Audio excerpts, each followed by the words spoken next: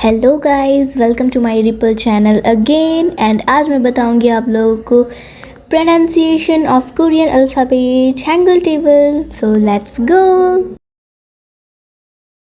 हम लोग सबसे पहले हैंगुल टेबल की बेसिक वॉवल्स की romanization and pronunciation of Korean alphabet to English words जानेंगे। ओके,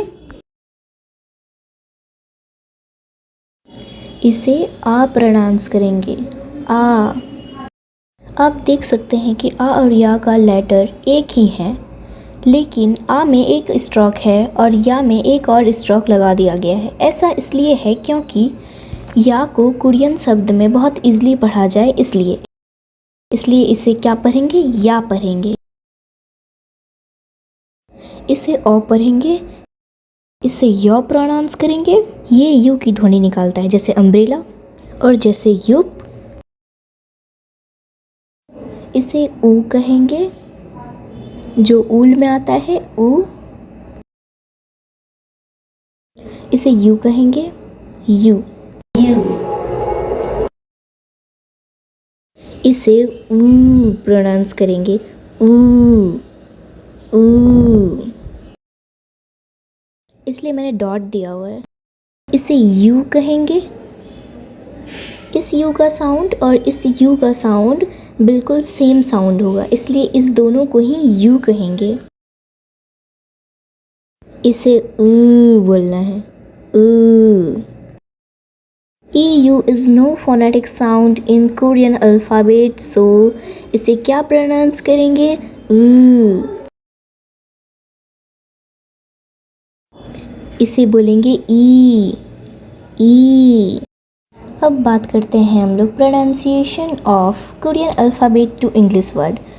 मैंने कोरियन अल्फ़ाबेट के प्रोनाउंसिएशन को इंग्लिश वर्ड में लिख दिया है,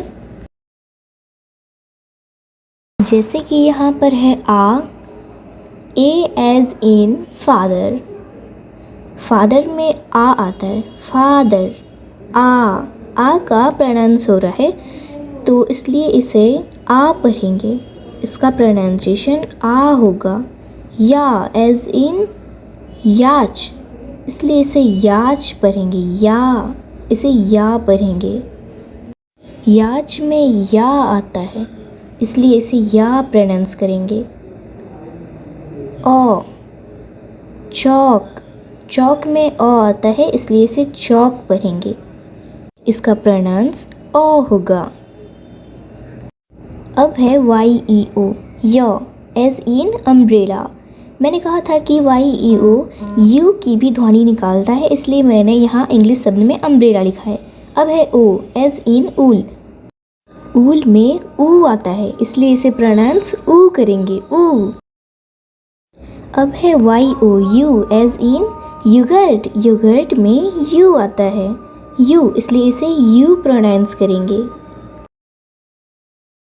अब है ऊ एज इन न्यू। इसे ऊ प्रोनाउंस करेंगे, ऊ।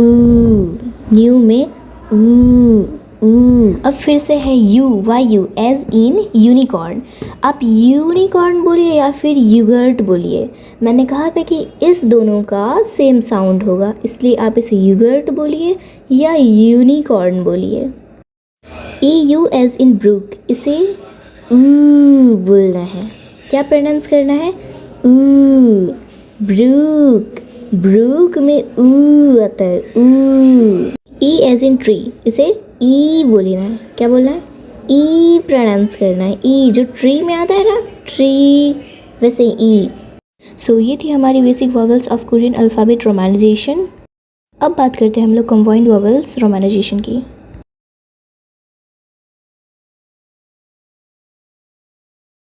इसे ए प्रोनाउंस करेंगे, ए।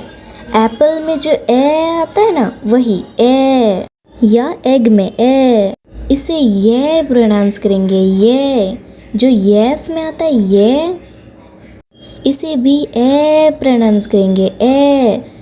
ई और ई का सेम साउंड होगा, इसलिए इसे भी ए प्रोनाउंस करेंगे और इसे भी ए प्रोनाउंस करेंगे। अब है वाई ई। इसे भी ये प्रोनाउंस करेंगे, वाई ए ई की तरह, ए। YAE और YE का दोनों का सेम साउंड होगा। जैसे यस में ये आता है ना, वैसे ये और AE और YAE का सेम साउंड होगा। अब है WA, इसे वाह पढ़ेंगे, वाह। अब है WAE, इसे वे पढ़ेंगे, वे वे वे। अब है OE, इसे भी वे पढ़ेंगे, वे प्रोनाउंस करेंगे, वे। WAE और OE का सेम साउंड होगा। अब है WO, इसे वाह पढ़ेंगे, वाह प्रोनाउंस करेंगे। अब है WE, इसे भी वे पढ़ेंगे, WAE OE और WE का सेम साउंड होगा। अब है WI, इसे वी पढ़ेंगे, वी प्रोनाउंस करेंगे। अब है UI, इसे उई बोलना है, उई प्रोनाउंस करना है। AE as in egg, egg में ए आता है, इसलिए इसे क्या प्रोनाउंस करेंगे, AE को ए। YAE, ये, मैंने कहा था यस, इसलिए इसे ये प्रोनाउंस करेंगे। E एज इन एग, मैंने कहा था AE और E का सेम प्रोनाउंस होगा, इसलिए इसे भी एग में ए आता है, इसलिए E को भी ए प्रोनाउंस करेंगे, ए।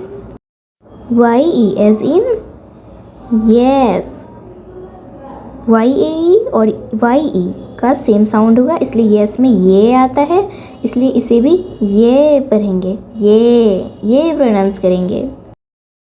WA एज इन वाफल, मैंने कहा था कि इसका प्रोनाउंस वाह होगा, वाह, इसलिए मैंने इंग्लिश वर्ड में वाह लिखा है, वाफल, वाफल लिखा है, वाह।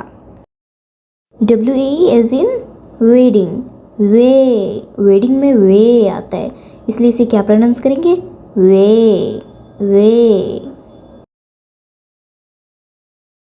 अब है OE, इसमें भी मैंने वेडिंग लिखा है क्योंकि WAE OE का प्रोनाउंस एक ही होगा, इसलिए इसे भी वे प्रोनाउंस करेंगे, वे।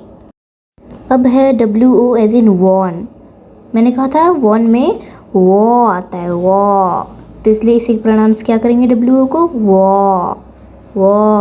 अब है WE,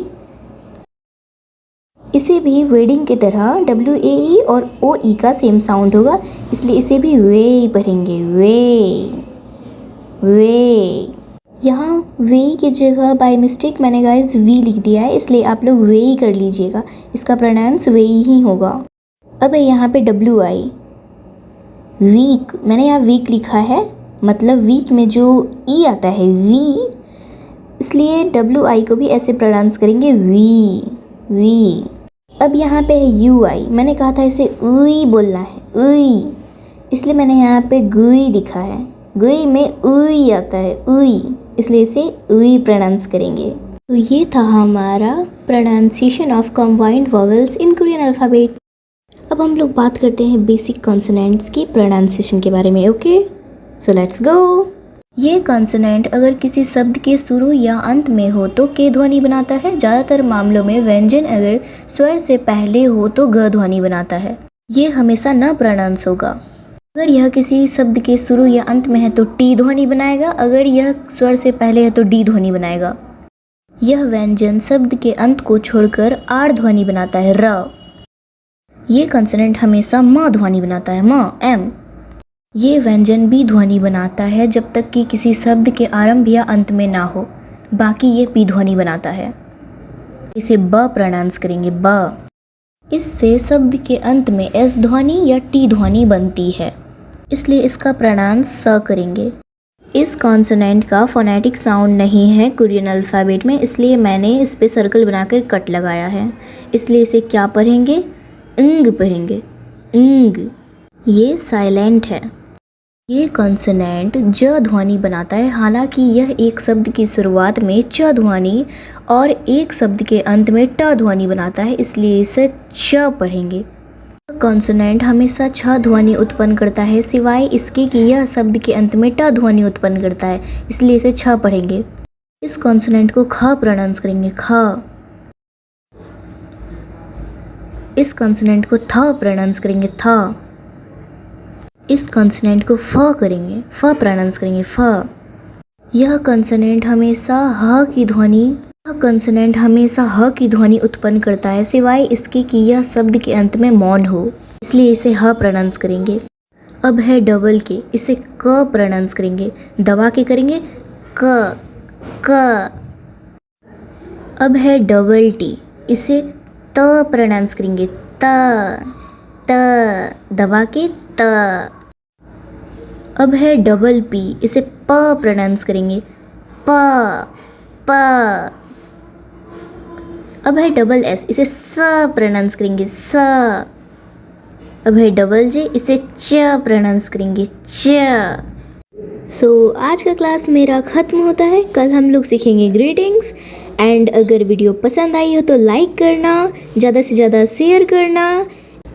पढ़ो इंडिया, बढ़ो India, and don't forget to subscribe my ripple channel. Okay bye.